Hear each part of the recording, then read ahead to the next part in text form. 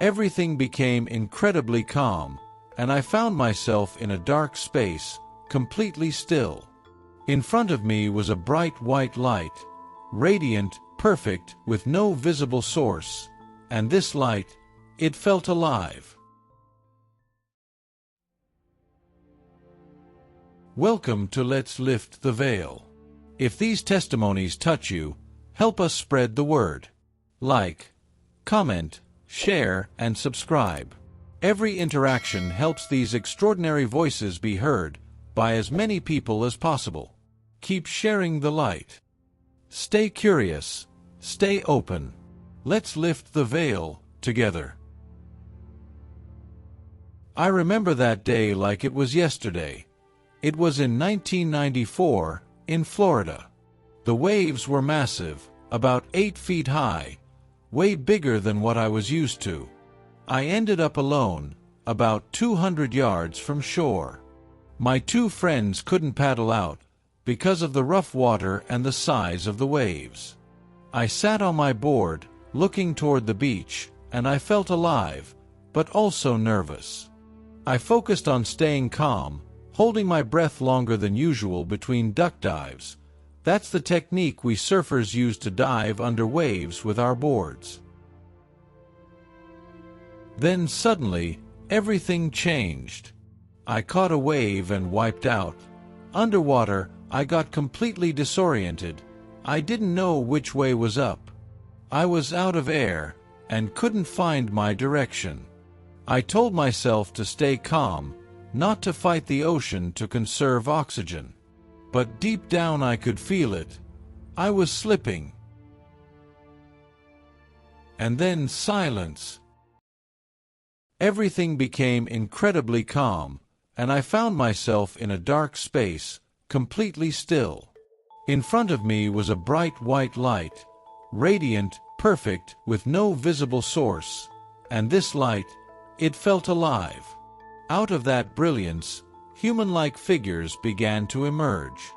I couldn't see their faces because of the brightness behind them, but somehow I knew them. They were familiar. They didn't speak, but I could hear their thoughts directly in my mind. Kind, welcoming, loving. I felt drawn in, pulled even. That place had no fear and no judgment, just overwhelming peace and pure joy. It felt like I was being told deep inside, "You made it, you're here, welcome." And then I felt it. There was a choice. I could stay with them in that perfect light, or I could return to the chaos of my body, drowning underwater. Everything in me wanted to stay, but I didn't get to make that choice. Suddenly, my head burst out of the water, and I gasped. I was back coughing, choking, but alive. I managed to grab my surfboard and make my way to the shore, shaken and exhausted, but something inside me had changed forever. My life, behind the veil. Back then, I had never even heard of a near-death experience. But what I lived that day was as real as anything else in life. It didn't change me overnight, but over the years, I've come to understand what it meant. I learned that love is the only thing that truly matters. And I realized that there is something after this life, something beautiful, peaceful, full of acceptance. Since that day, I carry that memory with me like a light inside.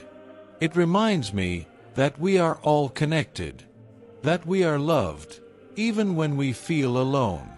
And maybe, just maybe, I'm still here because I've got something left to do. Thank you for listening to this near-death experience. If this story moved you, please consider liking, commenting, and sharing it. It's a small action for you, but it means the world to this growing channel. And if you haven't already, hit that subscribe button so you don't miss the next journey beyond the veil. Every click helps us give voice to these powerful stories. Take care of yourself and those you love. Until next time, keep sharing the light. Stay curious, stay open. Let's lift the veil together.